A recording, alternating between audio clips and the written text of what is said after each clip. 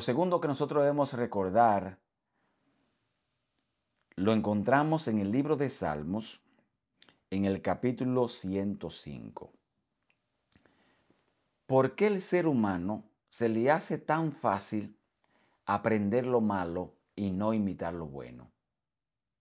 ¿Por qué el ser humano se hace tendencia en las redes sociales lo malo y no lo bueno? ¿Por qué se pega más fácil las cosas negativas de las personas y no las cosas positivas? El Salmo 105 nos recuerda a nosotros a aprender de las grandes cualidades de grandes hombres de la Biblia. Yo predico cada miércoles a las 8 de la noche una serie que hemos titulado Aprendamos de los Grandes. Y allí yo comparto con mi audiencia virtual las cosas positivas y negativas de grandes hombres de la Biblia y qué lecciones positivas podemos sacar aún de los errores que ellos cometieron. Mire lo que dice el Salmo 105 en el versículo 8 en adelante. Se acordó para siempre Dios de su pacto, de la palabra que mandó para 1000 generaciones, la cual la concertó con Abraham, se la juramentó a Isaac y la estableció a Jacob por decreto, a Israel por pacto sempiterno, diciendo: a ti te daré la tierra de Canaán como porción de vuestra heredad.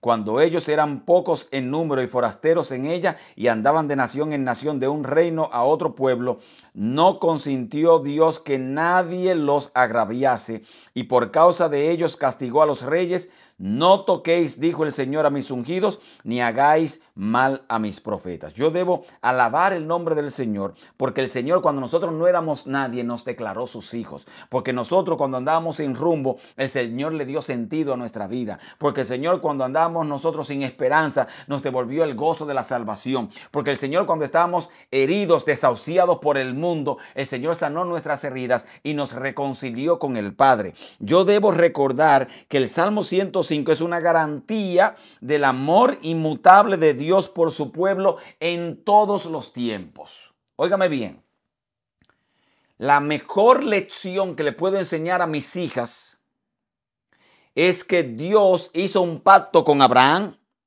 hizo un pacto con Isaac, hizo un pacto con Jacob, hizo un pacto con el pueblo de Israel, hizo un pacto con los judíos, hizo un pacto con los gentiles, hizo un pacto conmigo y hará un pacto con mis hijas y con las generaciones futuras de ellas, porque dice el capítulo 105 del libro de Salmos que será hasta 1000 generaciones. O sea que las generaciones de mis hijas están cubiertas por completo. Bendito sea el Señor.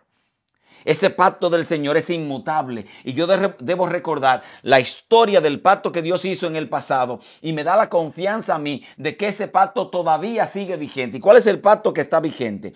Que el Señor, cuando me vea forastero, Él me va a tomar como su hijo. Cuando Él vea que las naciones me están agraviando y me están haciendo bullying y se me están criticando, Él me va a defender. Que el Señor castigará si es necesario a los reyes solamente para protegerme a mí. Que el Señor no va a permitir que nadie toque a sus ungidos ni le hagan mal a sus profetas. Y esa palabra de Dios todavía permanece. No importa cuántos vientos contrarios el enemigo quiera levantar contra ti, nosotros somos protegidos por el Dios de la salvación, somos cuidados por el Dios del cielo. La vida de los patriarcas de Israel, ese Abraham, por ejemplo, nos recuerda a nosotros que Dios va a bendecir tus generaciones futuras. Que cuando nosotros le somos fieles a Dios, el Señor cumple su promesa. El Señor nos muestra allí en el Salmo 105 y en el pasado, que no podemos olvidar, que el Señor condujo providencialmente a su pueblo, que tuvo constancia y paciencia con el pueblo, que el Señor estuvo con el pueblo en los momentos de dificultades, que el Señor tuvo perseverancia y se mantuvo al lado de los patriarcas, que fue leal Dios y que recompensó ricamente a aquellos que le obedecían. Que el Señor no solamente nos invita a imitar lo que hicieron esos hombres, sino a recordar que en el Señor siempre habrá liberación para nosotros. Bendito sea Dios.